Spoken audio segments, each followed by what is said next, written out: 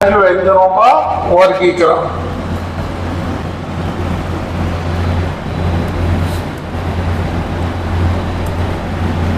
व्यंजनों का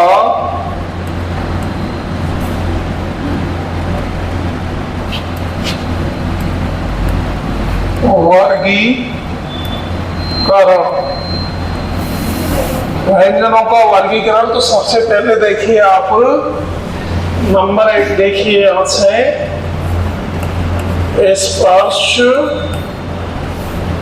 व्यंजन।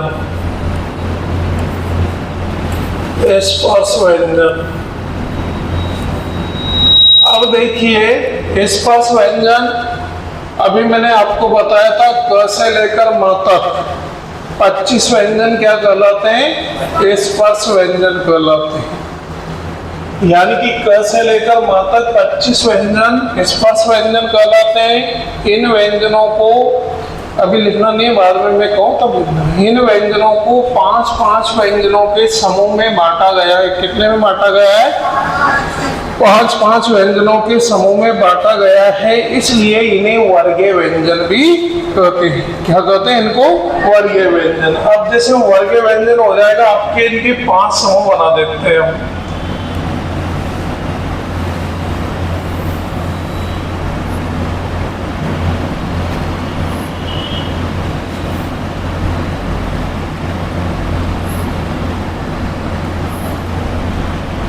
ये आपका हो गया क वर्ग,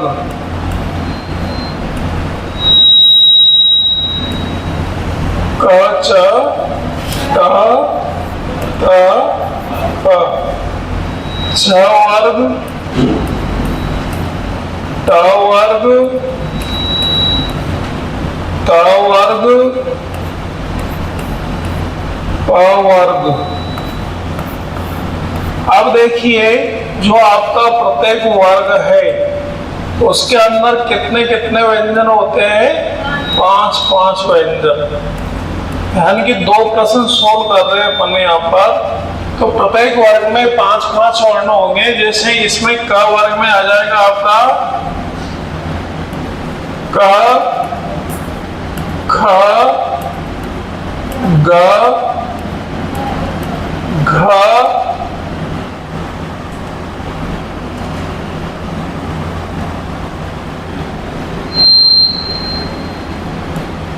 क, ख, ग, घ और क्या बोलते हैं इसको?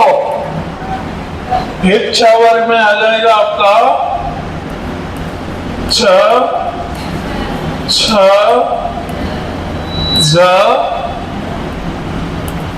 झ और या।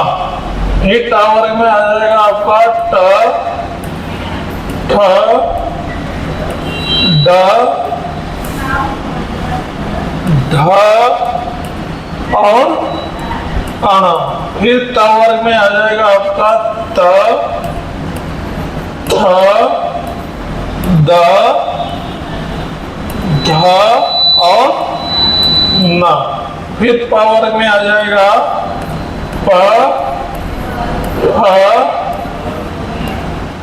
ब, भ और म। कितने हो गए? हो गए 25। मैंने बोला कि क से लेकर म तक 25 व्यंजन क्या कहलाते हैं? स्पर्श व्यंजन कहलाते हैं। इन व्यंजनों को 5-5 व्यंजनों के समूह में बांटा गया है, इसलिए इन्हें वर्गीय व्यंजन भी कहते हैं। 2 प्रश्न चल रहे हैं यहाँ पर साथ के साथ। अब स्पर्श व्यंजन को इसलिए कहा जाता है इनको, क्योंकि जब भी इनका उच्चारण करते तो हमारी जीभ मुंह में कहीं न कहीं क्या करेगी? स्पर्श करेगी, कभी दांतों को, कभी मसोड़ों को, कभी इधर कभी उधर। इसलिए इनको क्या कहा जाता है? स्पर्श व्यंजन।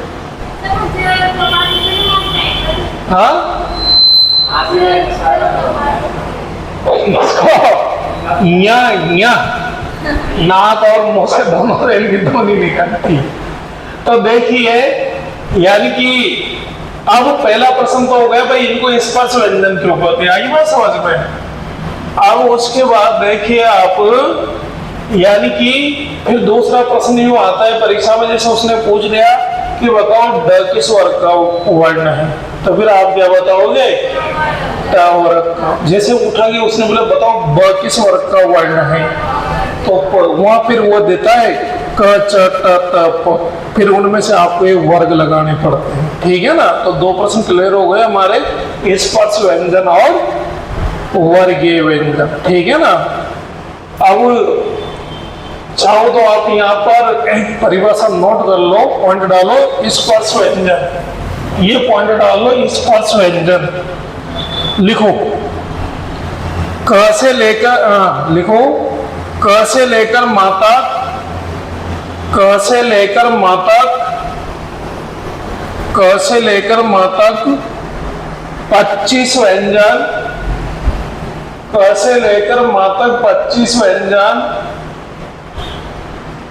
स्पर्श व्यंजन कहलाते हैं। क से लेकर मातक 25 व्यंजन स्पर्श व्यंजन कहलाते हैं। इन व्यंजनों को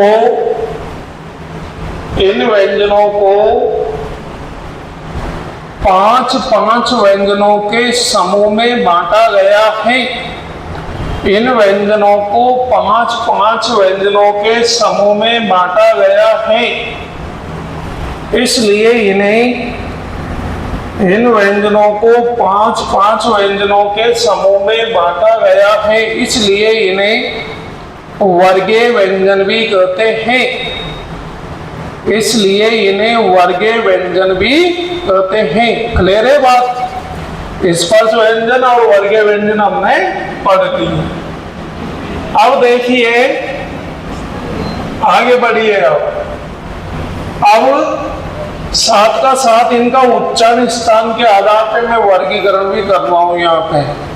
ठीक है ना? अब उच्चारण स्थान के आधार पर व्यंजनों का वर्गीकरण, तो वही मैंने कल वाली रामलीला आपको बताई थी, यहाँ से चालू हो जाओ। ठीक है ना? कहाँ से? नीचे से, कंठ से। तो ये पूरा का पूरा जो क वर्ग होता है क्या कहलाता है? कंठ है।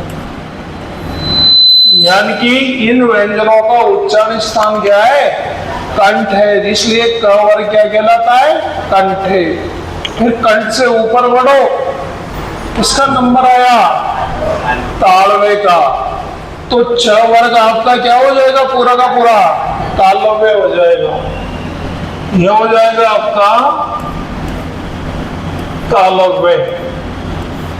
छ वर्ग आपका तालव्य हो जाएगा। फिर यहां कंठ, तालवा, फिर मुर्दा, ऊपर का जबड़ा, तो ट वर्ग क्या हो जाएगा? मूर्धन्य।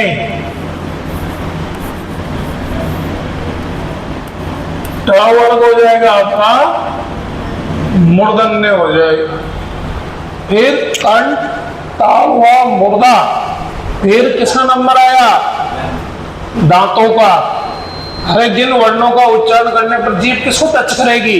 दांतों को बोल के देख लो। प्रत्यक्ष को प्रमाण क्या हो सकता है? त, थ, द। जीभ या दांतों को टच करेगी, क्योंकि स्पर्श व्यंजन ही तो पढ़ रहे हैं, अब इनका वर्गीकरण कर रहे हैं। ठीक है ना? तो इनकी त वर्ग क्या हो जाएगा? दंते। डायरेक्ट परीक्षा में पूछता है वर्ण देकर, बताओ कौन सा दंत है, कौन सा कंठ है, कौन सा मूर्धन्य है। तो आपको पूरी की पूरी टेबल याद होना चाहिए, फिर दुनिया की कोई भी ताकत आप पर क्वेश्चन गलत नहीं कर सकती। ठीक है ना? ये त वर्ग आपका क्या हो गया? दंते हो गया। फिर किसका नंबर आया? देखा नीचे का वोट पकड़ के बोल के बता दो मुझे। प वर्ग बोल सकते हो बिना वोट के? वोट काम करेंगे, प वर्ग बोलोगे तो। हाँ, तो ये प वर्ग क्या हो गया? ओष्ठ्य हो गया पूरा का पूरा, ओष्ठ्य। ठीक है? ये तीसरा क्वेश्चन हमारा कंप्लीट हो गया। ठीक है? फिर आगे बढ़ो। अब इधर चलो,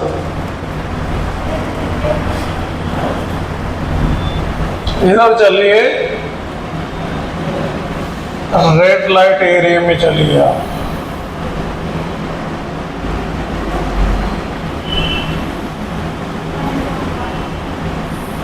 इधर इनको निकालो, ये निकाल ले, यानी कि ये 5 वर्ण है, इनका 5 का समूह है, इसलिए इनको क्या कहा जाता है? पंचम वर्ण कहा जाता है। क्या कहा जाता है इनको? पंचम वर्ण।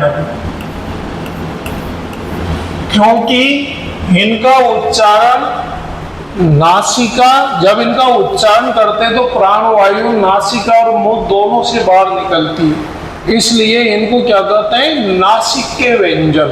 दोनों नाम में से कोई सा भी पूछा जा सकता है, तो इनको नासिक के व्यंजन भी कहते हैं। क्या कहते हैं? नासिक के व्यंजन, यानी कि पंचम वर्ण या नासिक के व्यंजन। आपसे डायरेक्ट एग्जामिनर पूछ सकता है इनमें से कौन सा पंचम वर्ण या नासिक के व्यंजन है, तो इसमें ये 5 व्यंजन आते हैं। ठीक है, आगे अगली वर्गीकरण की तरफ हम बढ़ते हैं। देखो, अब इसके बाद हम देखते हैं, यानी कि वर्णमाला में आपके आते हैं, पेन नजर आ जाएगा ना, अंतस्थ व्यंजन। अंतस्थ व्यंजन। अब अंतस्थ व्यंजन का मतलब क्या होता है? यानी कि जिन व्यंजनों का उच्चारण स्थान कंठ से होता है, ठीक है, कंठ के नीचे से होता है और सीधी प्राणवायु बाहर निकलती है, इसलिए इनको अंतस्थ व्यंजन कहते हैं। इसमें 4 व्यंजन आते हैं आपके, ए, र, ल, व। ये 4 आपके हो गए अंतस्थ व्यंजन। फिर देखिए अगले व्यंजन हो जाएंगे आपके ऊष्म व्यंजन। ऊष्म व्यंजन। अब ऊष्म व्यंजन किसे कहते हैं? यानी कि जिन व्यंजनों का उच्चारण करने पर प्राणवायु क्या करती है? घर्षण करती है, गर्म होकर मुंह से बाहर निकलती है, तो जिन व्यंजनों का उच्चारण होता है उन्हें कहा जाता है ऊष्म व्यंजन। ऊष्म का मतलब वैसे गर्म होता है, आगे बात समझ में। तो जब हवा यानी कि प्राणवायु गर्म होकर बाहर निकलती है तो उसे ऊष्म व्यंजन कहते हैं। इसमें 4 व्यंजन आ जाएंगे आपके, श,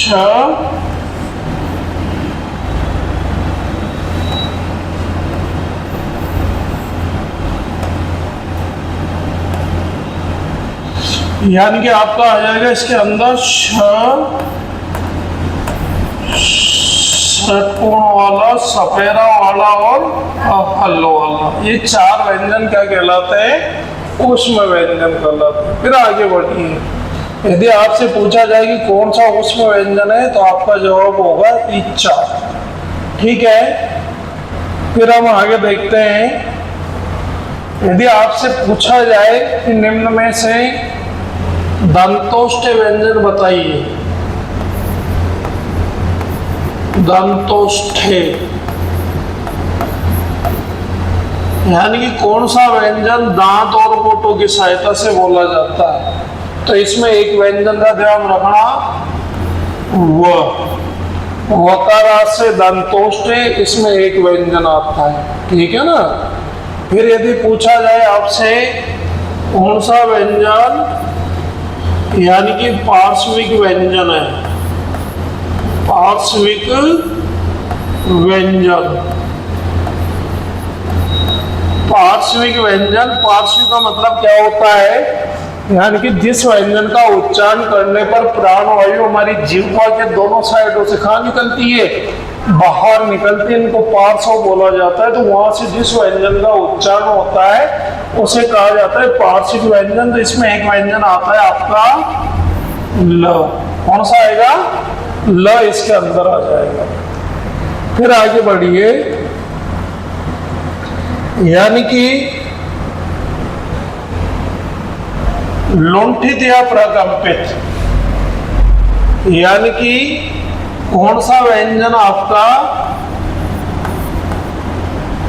लुंठित या इसका दूसरा नाम है प्रकंपित। लुंठित या प्रकंपित, यानी कि जिस व्यंजन का उच्चारण करने पर हमारी जीभ लुढ़कने लगती है या कांपने लगती है, तो वहां से जिस व्यंजन का उच्चारण होता है उसे लुंठित या प्रकंपित व्यंजन कहते हैं। इसमें एक व्यंजन आता है र। कौन सा आएगा? र, केवल ये र व्यंजन लुंठित या प्रकंपित व्यंजन कहलाता है। आगे बात समझ में, आगे बढ़िए। यानी कि ताड़न जात, अगला लेते हैं हम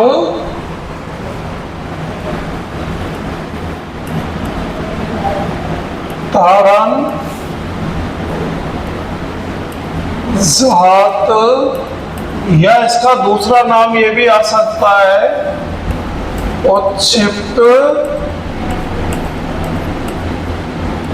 व्यंजन। ताड़न जात या उत्क्षिप्त व्यंजन, ताड़न जात या उत्क्षिप्त व्यंजन।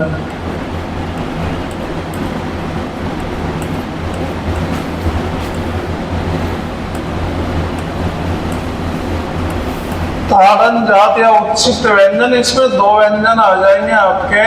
कौन कौन से? ढ और ड, ये वाले।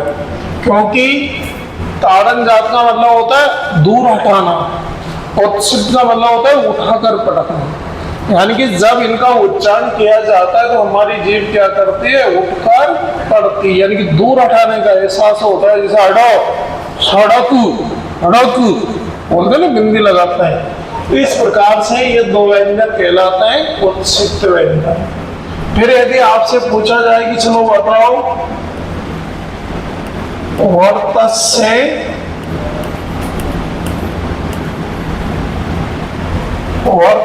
व्यंजन,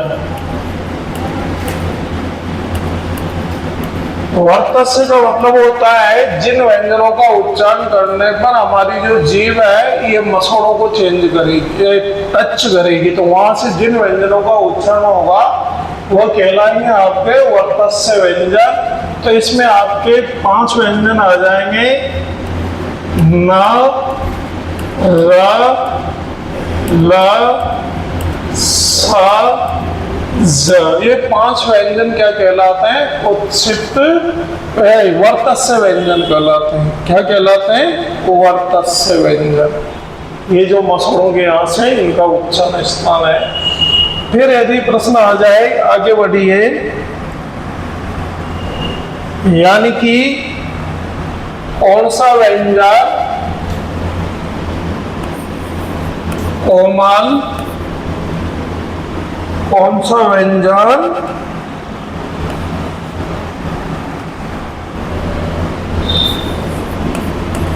कोमल, तालव्य या अली जिह्वा भी बोलते हैं इसको, अली जिह्वा, अली जिह्वा। तो इसमें आपका एक व्यंजन आ जाएगा केवल, ओनली। कौन सा आ जाएगा? हल वाला। इसको कोमल, तालव्य या अली जिह्वा के नाम से जाना जाता है। ठीक है, आगे बढ़िए। यदि आपसे प्रश्न पूछ लिया जाए तो आपका जवाब होगा, यानी कि पूछ ले आपसे कि चलो बताओ अर्ध स्वर, बहुत पूछता है इसको, अर्ध स्वर। तो इसमें आपके 2 व्यंजन आ जाएंगे, ए और व। इन दोनों व्यंजनों को किस नाम से जाना जाता है? अर्ध स्वर के नाम से जाना जाता है, यानी कि इनकी गिनती अर्ध स्वरों में होती है। ठीक है, आगे चलिए। यदि प्रश्न आ जाए कि चलो बताओ निम्न में से कौन सा व्यंजन यानी कि संघर्षी व्यंजन है? क्या है? संघर्षी। तो आपका हो जाएगा संघर्षी व्यंजन। संघर्षी व्यंजन के अंदर आपके पूरा का पूरा जो ये ऊष्म व्यंजन वर्ग है ये पूरा उठ के आ जाएगा संघर्षी में। ये हो जाएगा आपका स्लेट वाला और हल वाला, इनको कहा जाता है संघर्षी व्यंजन। आगे बात समझ में। यदि प्रश्न यूं बने कि कौन सा व्यंजन इस्पात संघर्षी, पूरी टेबल याद रखोगे तब काम चलेगा। यदि यूं पूछे कि कौन सा स्पर्श संघर्षी है, यानी कि स्पर्श भी है और संघर्षी भी, यदि प्रश्न ऐसे बनता है तो हम देखते हैं, यानी कि स्पर्श भी होना चाहिए और संघर्षी भी होना चाहिए। स्पर्श संघर्षी, अरे क्या आलस आने लग गए, मेरे को पढ़ाने में नहीं आ रहे, आपको पढ़ने में आलस आ रहे हैं। स्पर्श संघर्षी। अब स्पर्श संघर्षी का मतलब है कि कौन से व्यंजन जो स्पर्शी भी है और संघर्षी भी है, तो ये 6 वर्ग उठ के आ जाएगा पूरा का पूरा। यानी कि इनको स्पर्श संघर्षी बोलते हैं। ज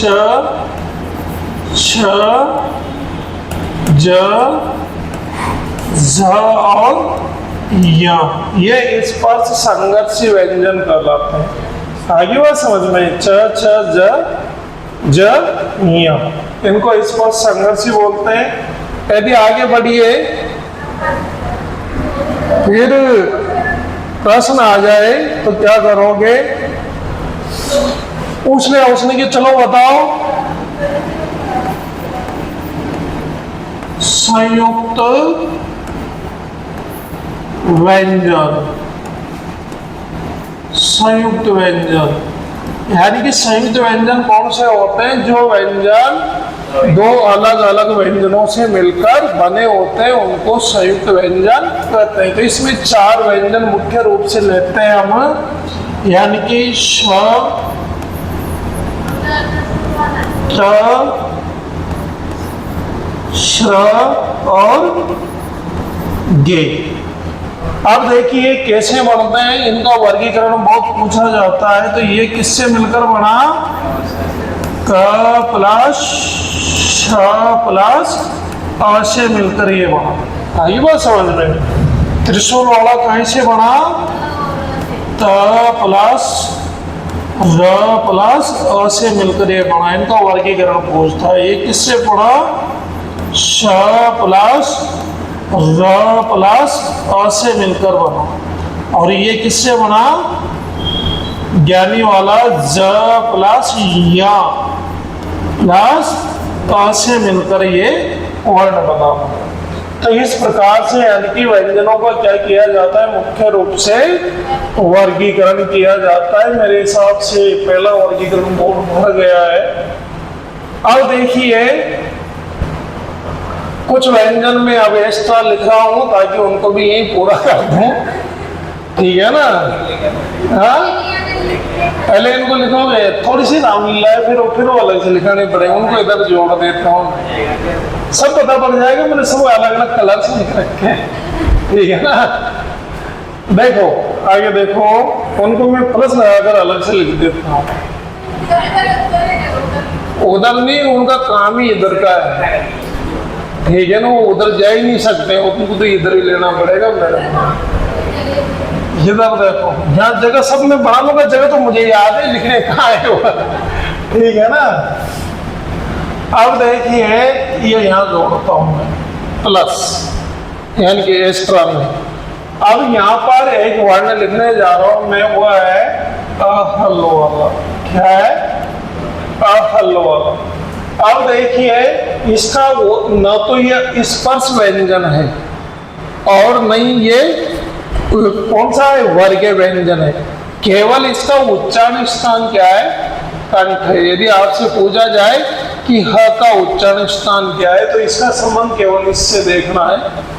किससे, इससे, ये कंठ है, ठीक है ना। क्या है ये, कंठ है। हाँ, फिर देखिए यहां पे मैं 3 व्यंजन और लिख रहा हूं, र ए र ल,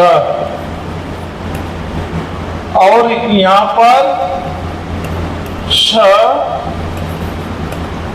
श और स।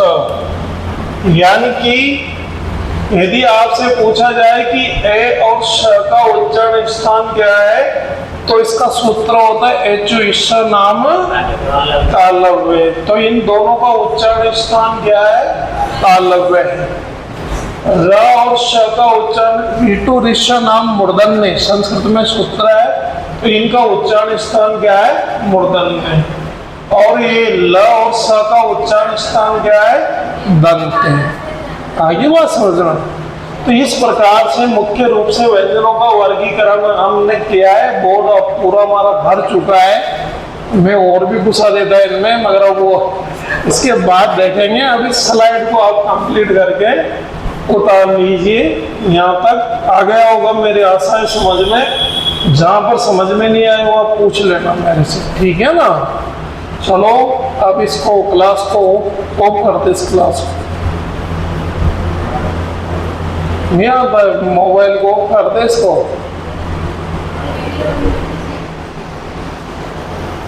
तो ये आज की हमारी क्लास है, इसमें से उतार लीजिए। अब आपका बनाने का काम है।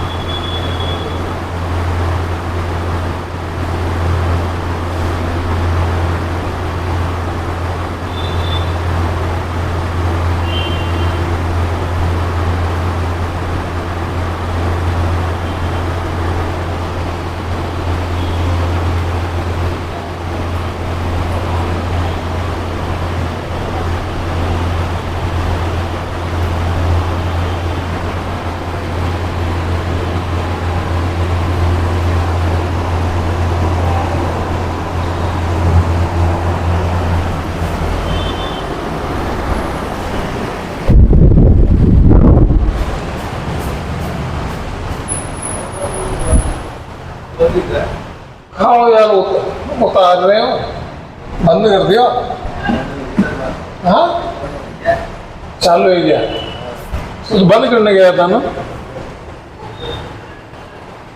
नहीं कहा जो जोश में घूम रहा है।